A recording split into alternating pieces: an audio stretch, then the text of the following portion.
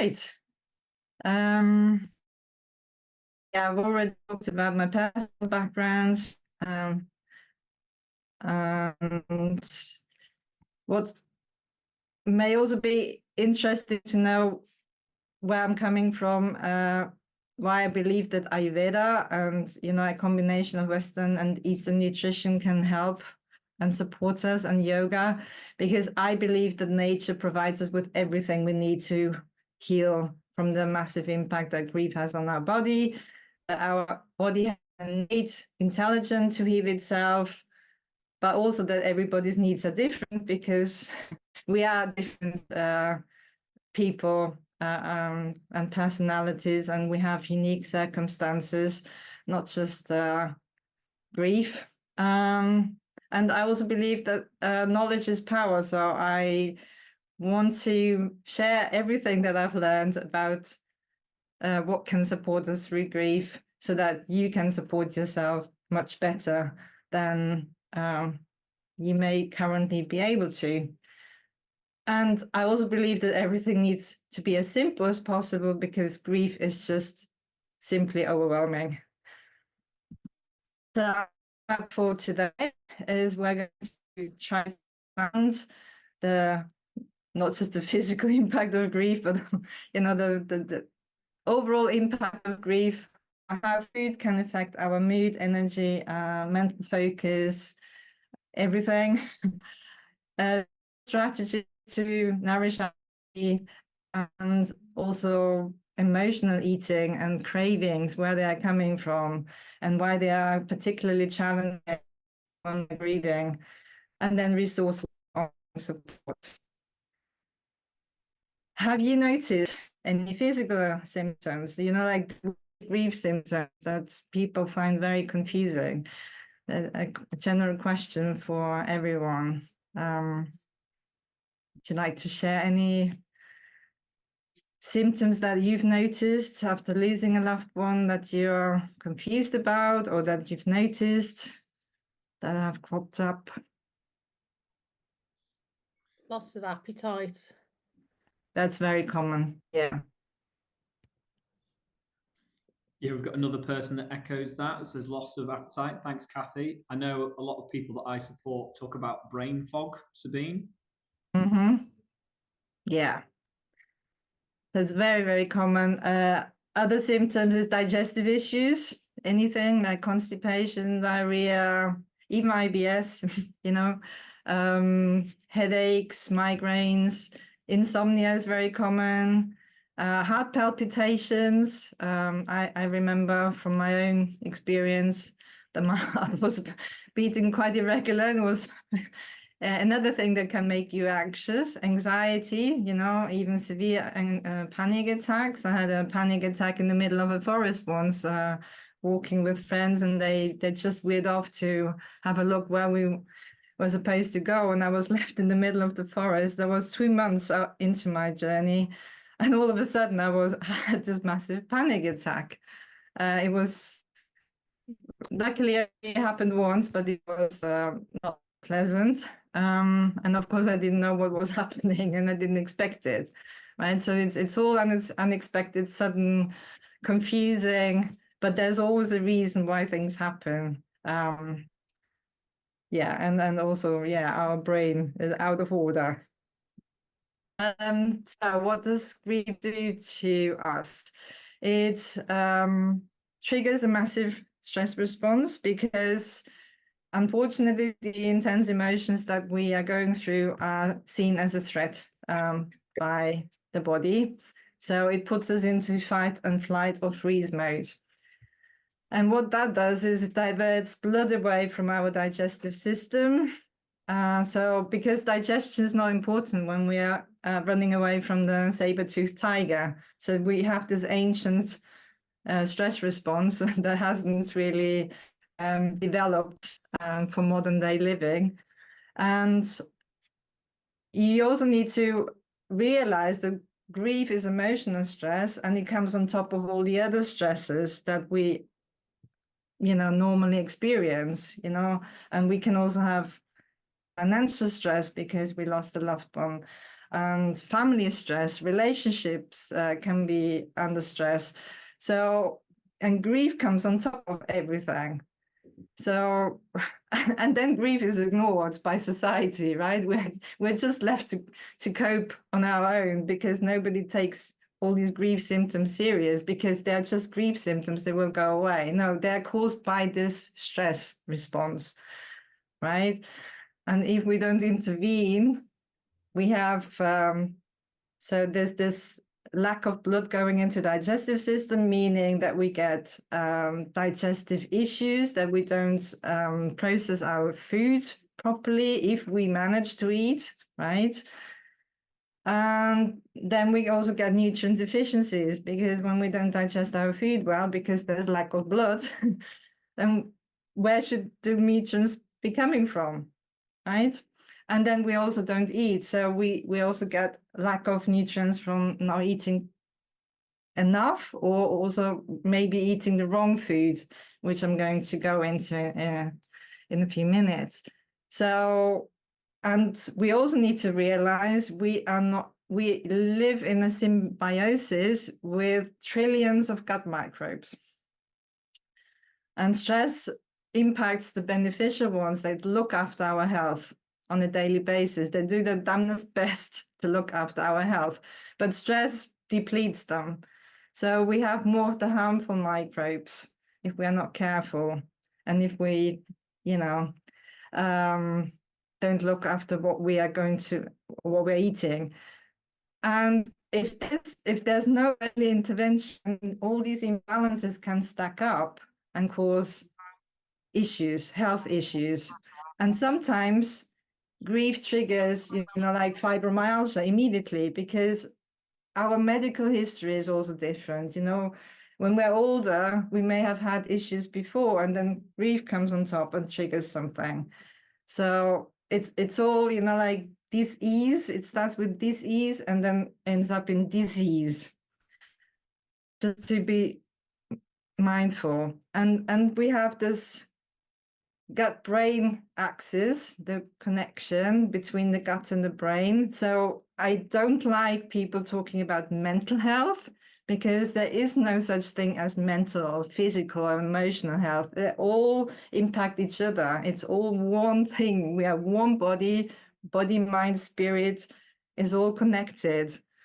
So when you have mental health issues, you also have physical issues. IBS, for example, is very often linked to depression. So we can't separate the body like this. This is the Western medical system approach, which doesn't take into account that we are a whole human being and also influenced by the environment we live in. And one of the major communication highways between the gut and the brain, apart from the trillions of gut microbes that also speak to the brain, is the vagus nerve. So, and that's the largest nerve in our parasympathetic nervous system, that one that puts us into rest and digest mode. And that's the opposite of the fight and flight mode. So we should be more in the rest and digest mode, but we are not. When we are grieving, we're more in the other one. So this is important information for one of the simple things that we can do to actually manage this stress. I'm going to go to in a few minutes. But first, I want to explain more about the food cravings that we get, because I notice once you've come out of this phase of low appetite, and people overeat, right? And some people start overeating immediately, and some people only when they come out of this low appetite phase. And we have this immense need for comfort in grief. In any shape or form, we are craving this comfort. And especially when we've lost our partner, there's even more, I think, because we haven't got anybody to lean upon anymore, or to depend upon, or for support. It's nobody. And we have this natural sweet tasting food, so not sugary food, but sweet tasting, because they're nourishing and building. And sweet tasting is anything like meat, whole grains, vegetables, but also, of course, dates and honey. So that's from the Ayurvedic perspective, by the way. So sweet tasting is everything that's nourishing and building. And unfortunately, in our modern day society, we go to the supermarket and we buy all these sugary and processed foods full of sugar, right? Whereas in former times, we would have naturally eaten all these nourishing and building foods in a soup or a stew. And we wouldn't, lean on processed foods so much because they're easy and very convenient, but not very nourishing. So we get into the cycle of sugar cravings because we crave nourishing and building and comforting, truly comforting foods. Then I've already mentioned the nutrient deficiencies. So one of them, for example, is a huge lack of magnesium. When we are stressed, that depletes magnesium because magnesium is needed to make stress hormones. Magnesium is a natural relaxant and it helps with the heart. So anything to do with the heart, you need magnesium. Also with muscles, nerves, you need magnesium. For sleep, you need magnesium. When people come and tell me, oh, I can't sleep, I tell them, oh, take magnesium. And then they come back and say, I sleep so much better. Like magnesium is so vital and so key and so easy to remedy as well. And when we have a lack of magnesium, you may be craving chocolate. But again, like dark chocolate is rich in magnesium, but people then go for white chocolate or, the normal ones with a lot of sugar. So just understand that you may have chocolate cravings because your body tells you it needs magnesium. So our body is in constant communication with us and constantly sends us signals what it needs. And we need to start listening to what these cravings may mean, right? Then we also get electrolyte imbalances. Again, magnesium is one of the major electrolytes. And when we lose a lot of fluids because we're crying, we may have diarrhea. We may also eat too much drying food, like bread is very drying, crisps are drying. So we get this lack of fluids, which is also then impacting our digestion because we need lots of fluids to digest our food well. So just bear this in mind as well. And a little bit of salt, rock salt, goes a long way, by the way, to this imbalance. Then I've already mentioned gut microbial imbalances. So when our beneficial guys get depleted and the harmful microbes take over, they thrive on sugar. So another major factor in your sugar cravings may be imbalances in, the composition of your gut microbes. So that helps me with any cravings because I always think, like, who do I want to feed? So it keeps me from emotional, from snacking and grazing, because I'm so much aware that I live, with these pets in my gut and I need to look after them. It's like having a cat or a dog. You have trillions of microbes to look after. And one major thing is neurotransmitter issues, which are also linked to our gut microbes, because when the beneficial guys are depleted, which are involved in the production of serotonin, the happy hormone, which also then turns into melatonin in the evening, makes us sleep. And then also in the production of dopamine, we also get cravings because when we are low in dopamine, which we naturally are when we are grieving, we are low in motivation because dopamine also, is involved in motivation. And it's the good feel hormone. So we want to feel good because we feel so bad when we're grieving. And anything that gives us a quick dopamine hit we're craving that. So coffee gives us a dopamine hit. Watching Netflix on a like binge watching Netflix gives us a dopamine hit and feeling of feeling good. But also, like, again, chocolate or cheese. People get can get into any sort of addiction because of low dopamine levels. And I'm really learning more and more about dopamine and how it's involved. And so we just need this awareness of where our cravings are coming from so that we can do something about them. And we don't feel guilty or ashamed, because we can't stop eating cheese or crisp or chocolate, because there's so much going on, right? So give yourself a little bit of a break and be kind to yourself and understand that there's so many factors that are influencing your cravings, and being self-aware and kind and compassionate is really important to do something about them. And then we also get blood sugar imbalances. And I've made this graph to make it visually impactful of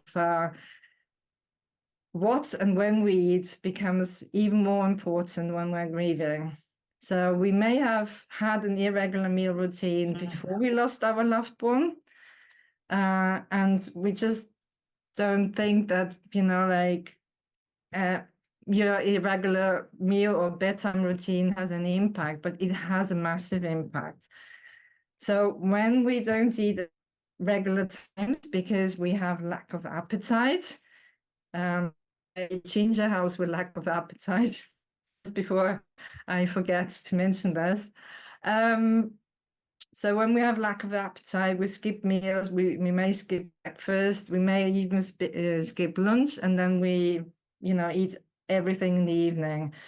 And that just sends you on a blood sugar roller coaster.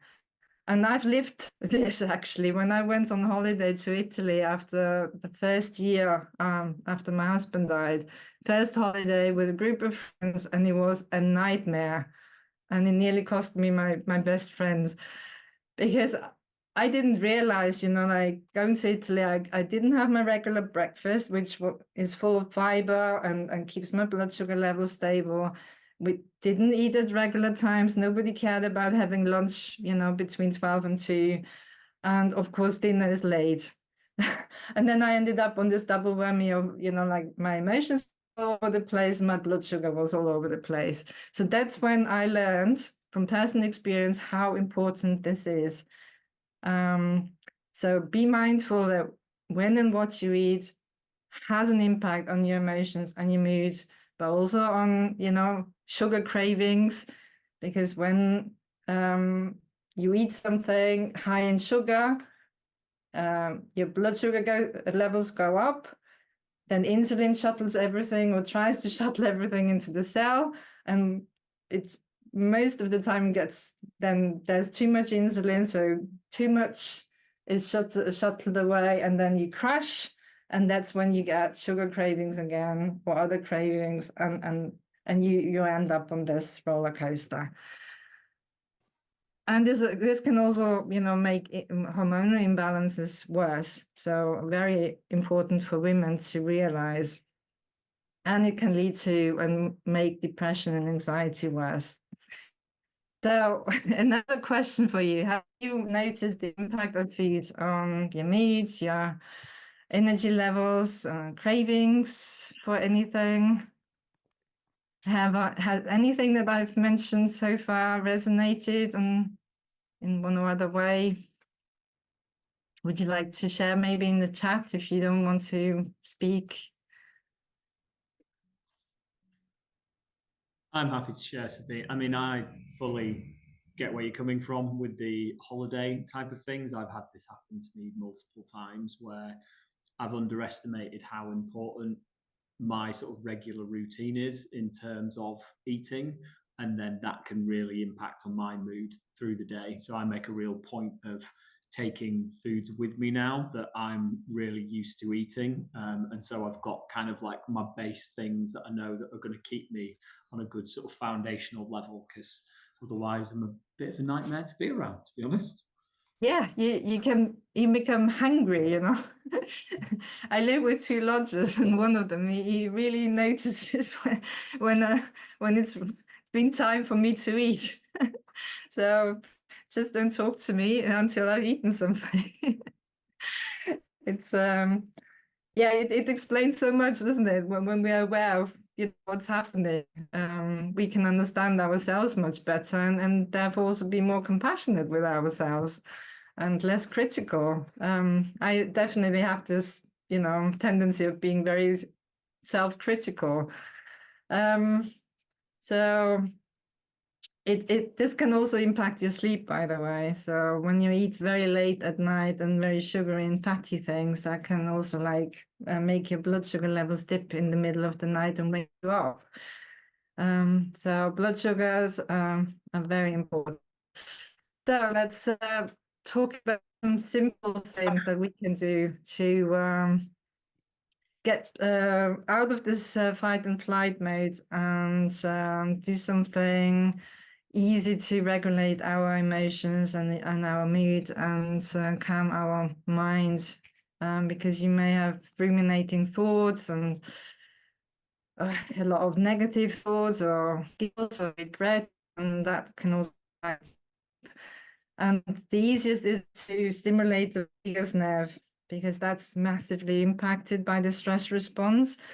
And the vagus nerve regulates our breathing, our digestion. It's connected to all the digestive organs, our swallowing. So we may also have difficulty swallowing when we lost a loved one. So anything that stimulates the vagus nerve helps with difficulty swallowing. It also regulates our heart rate, which may be all over, and our blood pressure. A lot of bereaved people end up on blood pressure medication. And again, think of magnesium first before you let yourself be put on blood pressure medication, because magnesium regulates blood pressure naturally. So people tend to forget about magnesium a lot. So stimulating the vagus nerve, the easiest way is deep breathing into the tummy. And if you don't mind, I would like to do this with you now. So a lot of times when we are grieving, we breathe from here, from the chest. We have very shallow breathing. We may also have like a feeling of there's something heavy pressing on our chest. That was my experience. So it's really difficult to breathe, but we are not supposed to breathe from here anyway. We're supposed to breathe from deep into our belly. So if you want to sit as comfortably as possible, and like with a tall, straight spine, there's no kinks in your spine, not hunched over, so the energy and the breath can flow easily. And you put your hands on your tummy and just feel how your breathing is at this moment in time. Can you actually feel your tummy move in and out, or is there nothing moving? This can be very often the case that we just forget how to breathe naturally from the tummy. So just feel the way you're breathing and how it makes you feel at this moment in time. And then on the next inhale, try to push relax your tummy muscles and try to push your tummy out like a big balloon. And on the exhale, we're going to pull the tummy muscles gradually and slowly back towards the spine, making our tummy as flat as possible. And this actually activates all the parasympathetic receptors in the lower lobes of our lungs, if you want to know. So it puts us into rest and digest mode in simple terms. So again, inhale deeply into the belly, move the tummy out. Then pull the tummy muscles back in.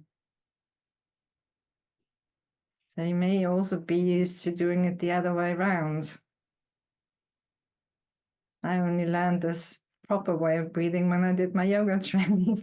It actually taught me how to breathe properly. And do this one more time, just deep into your belly. And exhale. And then just feel, notice how you're feeling now. when you do this, first of all, it makes you pause. And then I will always recommend to do this just before and after a meal, because it will get you out of this fight and flight response into rest and digest modes. And the word already says it, it will improve your digestion by just making sure there's more blood flowing into your stomach. And you also pause. So before you put anything into your mouth, just check in whether you are actually truly hungry. That brings us to what we can do about preventing this eating for comfort. So always pause before you and after you eat. And also after you eat, make sure you become aware of how the food that you've just eaten makes you feel. Does it make you feel, give you a heavy feeling in your stomach? There's something interfering. And always tune in and notice and observe whether you're truly hungry.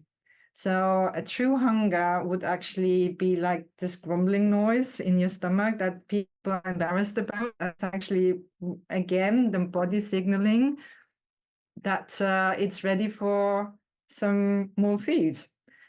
There's also sometimes you can hear like the small intestine cleaning itself. It's like it's not the grumbling noise. It's like a motor, a whirring kind of sound.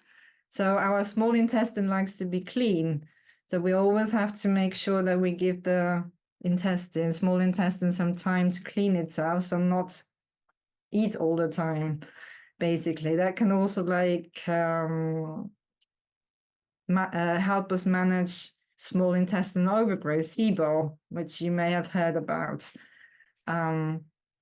Then keep portion sizes small. I didn't bring a bowl, but I usually, like a handful like this, a bowl is enough. It really is enough food. We don't need a huge plate full. And chew well, because chewing again stimulates the vagus nerve. And it also makes us appreciate the food better. Also appreciate the color of the food, the textures, the flavors. I will say, like, put herbs and spices into your food because it makes your food taste so much better. And it also has medicinal benefits. And after you eat, we should not eat until the stomach is full, because it's like a washing machine. It should only be 2/3 full, because otherwise the stomach can't churn the food around to break it up and turn it into something liquid that we can actually absorb. So like a washing machine, it needs some empty space to be able to churn the food. And eat balanced meals at regular times. That can also help with living, and I'll come back to this in a few minutes. The other simple thing we can do to prevent emotional eating, I only realized a few years after Kevin died, because we were so used to preparing a flask every morning and afternoon, and to make sure that he was well hydrated, and I just like did the same.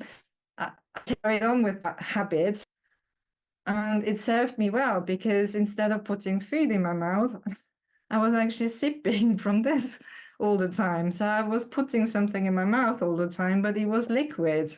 And it's usually ginger tea, because I love ginger tea. So just a very simple thing to try. And it will also help. David is doing it. Great. It will also help with hydrating you at regular times, because we shouldn't cluck down a glass of water in one go. That's not nourishing to our cells. So sipping throughout the day, and especially warm things, not cold drinks, not cold water, is very helpful. hot water is also like has a lot of power in helping prevent disease, because it also helps us flush out waste and toxins and makes us feel better. It helps with brain fog, for example, when we have less toxins in the body. What also helps with digestion is having a warm lemon honey water in the morning, because in the morning our digestive system is just waking up like we are, and then it helps to have something sour to rev up your digestive system and get it going. And I love adding some ginger to my tea, but you can also add some fennel seeds, because fennel seeds again help with digestion, and especially with difficulty swallowing or any other food stagnation. So when you have a heavy feeling in your stomach, then just chew a handful of fennel seeds and you will feel the food move down. It works. I've done it myself several times. Whenever I lie in bed, for example, I've overeaten, exception to my rule. I have an 80-20 rule. Sometimes I also, I'm in a social gathering, I overeat. But when I lie awake and I can't sleep, I just get up, get a handful of fennel seeds, and everything's, all the stagnation is going and I can sleep. So avoid cold drinks, especially before and after meal, because again, it will cause blood constriction. So blood will move out of your stomach. You don't want that. You want blood in the stomach. So when I see people in a restaurant eating, drinking, like cold water with ice cubes, and I'm always shaking I'm shaking my head. People don't realize what they're doing to their digestive system. So this is really not very helpful. And reduce coffee if you can. I am a coffee addict myself. I know where it's coming from. Low dopamine. I need my kick as well. But nowadays I try to have one good cup of coffee in the morning. And high quality coffee, organic coffee. I savor it, and maybe I have a second one, but no more. And I don't have coffee in the afternoon and evening. It really, it can make your anxiety worse. And we are all having anxiety when we've lost a loved one, because our world is just not the one that we thought we were living in. Everything's completely upside down, and we all have anxiety, but coffee is just making it worse. So a good,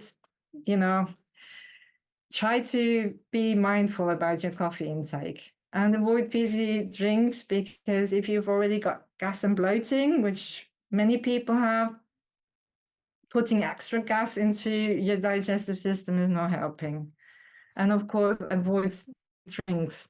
Even the ones with sweeteners are not good for your beneficial gut bacteria. They don't like artificial sweeteners either, not just sugar. What should we eat? Because I said, like, how can we make food our ally on this journey through grief?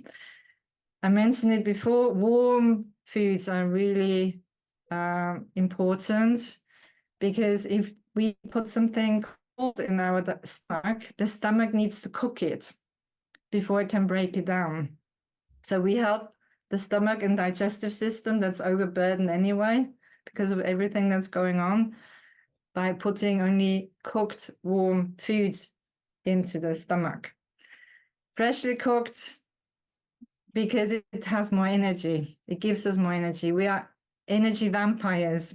My bereavement counselor told me, I have negative energy, and we want, to get the energy from the food, because that's basically why we're eating, to keep alive. And to be able to keep alive, we need energy. All our cells, they can't work without energy. So we get the energy from the food we eat. So freshly cooked gives you more energy. Vegetables, because they are high in fiber. Fiber keeps the blood sugar level stable. So the more fiber, the better. And fiber also feeds the beneficial guys. They love fiber. They thrive on fiber, and they turn it into something called butyrate, And butyrate keeps the gut lining intact. So if you've heard of leaky gut, think I need more fiber. And they turn fiber into butyrate and keep your gut lining, your defense against disease again intact. Whole grains, they also have fiber, pulses, lentils, beans. Lentils are brilliant. They also help with female hormones. I love lentils in any shape, form, color. You can also, if you find this difficult to make the changes, to eating in this way, make sure that when you eat pasta and potatoes and rice, you eat them reheated, because when they are cooled down, the starch in these foods turns into resistant starch, which then feeds the good guys. So the starch would feed the harmful ones, the resistant starch feeds the good guys. And also, like freezing bread and reheating or toasting it, you may already, be doing this. Then that's really good, because again, it turns the starch in bread into resistant starch. So just be mindful. And also rice, I know that some people say reheating is not very good. Just for, like keeping it in the fridge and reheating it the next day is okay, but not for another 2 or 3 days. Add herbs and spices to your meals. They have so many medicinal properties. Ginger, I put ginger in every meal I cook. Fennel seeds, always helps with my digestion. Cumin seeds. But just try and experiment. I have a free ebook where I can give you simple recipes, where there's also herb suggestions in there. I used to be really reluctant and hesitant about using herbs and spices, and I always wanted to cook with more. And now I'm just like, I just put them in, and I see, and the other day I made lentil and veg soup with only dill, and it was amazing. So I just experimented and thought I have dill left, so let's put it in there. Avoid foods high in sugar and fat. I've already mentioned that because of the blood sugar levels. Cheese, be aware that you can get addicted to cheese, because it also has this, when it's broken down in the stomach, it turns into an opiate-like, there's something in the cheese that turns into an opiate-like substance. So it's really like opium. So yes, and it's amazing. But also there's sugar in cheese. Lactose is sugar. Avoid meat, cheese, and wheat in the evening, because they're all difficult to digest. We have weak digestion, and we need to make it as easy as possible for the body to digest the food. So meat, especially red meat. Chicken is okay, fish is okay, but red meat is really difficult to digest. Cheese is difficult to digest, especially cow's dairy, and wheat as also avoid raw, cold, and leftover foods. I know leftovers is our go-to when we have low motivation and energy to cook. Just reduce the leftovers. I would say 80-20 rule again. And no ice cream, and especially not, around eating a main meal. Again, it will cause blood constriction. My magic formula: every meal should have some beneficial oils, like olive oil, coconut oil, or ghee, which is clarified butter, which is rich in butyrate. I mentioned it before, good for our gut lining. Vegetables, all sorts of vegetables, wide variety, because we don't know if fiber feeds which bacteria. So we want to feed all of them. And protein in any shape and form. Nuts, seeds, lentils, beans, meat, fish, eggs, all in balance.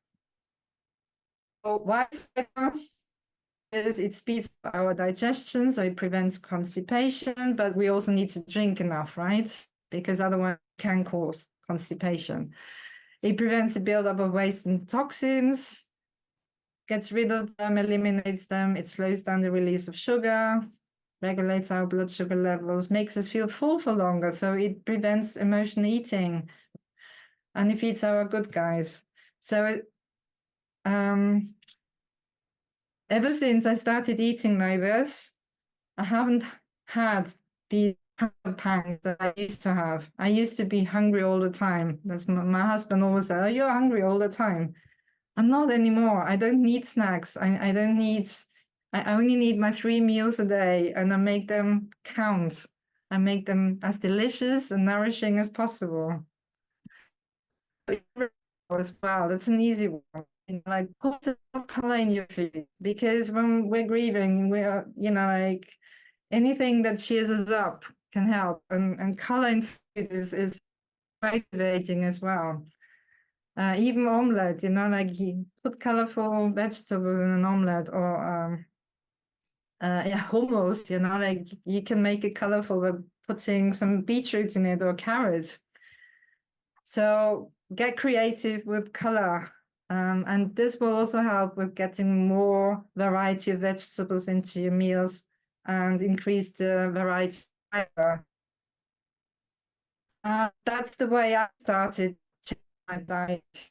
I had IBS myself for years, and I noticed that I can't digest wheat properly. And I started having spelt, which is the wheat that, like so wheat is a more modern form of spelt. Let's put it that way. So spelt is really something that is more natural. Buckwheat, which is not a wheat, it's a protein. So it's a very good substitute for wheat, because you can get it as a flour, as pasta, as noodles, and you immediately have your protein as well, because we should have protein in every meal. And then you can also substitute pasta by having more lentils and beans, because I usually don't have pasta. Pasta is my exception to the rule, because I don't find pasta very nourishing. For instead of cheese, you can also use blended cashews or nutritional yeast, which is very rich in B12, which is another very important nutrient for our nerve function, brain function. And instead of white potatoes, there's all sorts of things that we can use instead, like sweet potatoes have got more fiber, really help with blood sugar levels, whereas white potatoes, I'm not sure about. Jerusalem artichoke is a really great one that feeds our gut bacteria. And you can make a mash, a very colorful mash, by not just using potatoes, but you can add some carrots and broccoli to your mash. And also for children, that could be really a good way of hiding vegetables. And sugar, they always say, like, honey is full of sugar and fruit is full of sugar, and avoid sugar in all shapes and forms. And so there's difference between natural sweeteners like raw honey, which shouldn't have any refined sugar in it. That's why I always emphasize the raw honey, pure honey, as not adulterated with white sugar. Dates are very rich in minerals and vitamins and fiber. So they're not just sweet, they also have a function. They're also blood purifiers. And maple syrup is a very good, very pure natural sweetener. So if you crave something sweet, go for the natural ones instead of the refined ones. So the less processed, the more minerals and vitamins that will still be in there. And raw honey is very medicinal. It also feeds the good guys, actually, and not the bad guys. And avoid margarine. If you only do this and go for real butter, that will also make a difference, because margarine is not helping our cells, whereas butter is, like that's where the word butter comes from butyrate, right? So again, when you have butter or clarified butter in form of ghee, that feeds the good guys. That's everything that's natural is good for us. Everything that's processed, ultra processed is not good for us. So always ask yourself, like, who do you want to feed? That helps me with my cravings. Do you want to feed the good guys and, and promote your health by helping them proliferate? Or do you want to feed the bad guys? Changes do you think you could make to add more nutrients, color, or easy to digest ingredients to your breakfast, lunch, and dinner? Just a question. Have I given you any ideas where you could start? Because you can't do all these things, right? That would be overwhelming. But where would you want to start after? I need to find things with magnesium in, I think, Sabine, because my sleep's fairly terrible these days. And it could be that actually I need to add that into my diet. So one of my questions was going to be, what foods actually have magnesium in?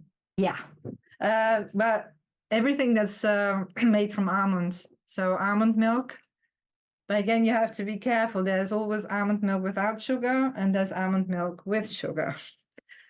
I was really surprised when I was in Vienna last time, because Austria is big on organic food, but all the, like substitute plant milks, they have a lot of additives like guar gum, or, and it makes that plant-based milk really taste awful. And the same brand, Root Health, that I get in England, which is only water, almonds, and salt, has rice. And rice makes it, taste sweet. So I was completely flabbergasted. And I thought, why rice? Why make it sweet? So almonds are naturally sweet anyway. But for the Austrian market, apparently, so you have to become very savvy in reading food labels. That's another thing. So almond milk, almonds in any shape. For ground almonds is also a good substitute for flour. You can use it in baking. Pumpkin seeds, dark chocolate. The higher the content, the more magnesium. So start with 75% and up. Yeah, those would be the three main sources. And I think leafy green vegetables, that sort of thing. The more varied your diet, the more of these nutrients you get in naturally. But you don't get enough magnesium from the food nowadays because our soils are depleted, so there's not enough magnesium in the soil. So you always have to supplement. And also our modern day society is so stressful, and even if we're not grieving, everybody is lacking magnesium, I find. That's the first thing I remedy when I see people, is I look at, are they supplementing with magnesium? Are there any signs of magnesium deficiency? And I say, well, start with 200, 300 milligram. But again, you have to be careful when people are on blood pressure medication, because, like blood pressure medication lowers blood pressure, but magnesium lowers it as well. So if you are on blood pressure medication, you need to speak to your GP and tell them that you want to supplement with magnesium.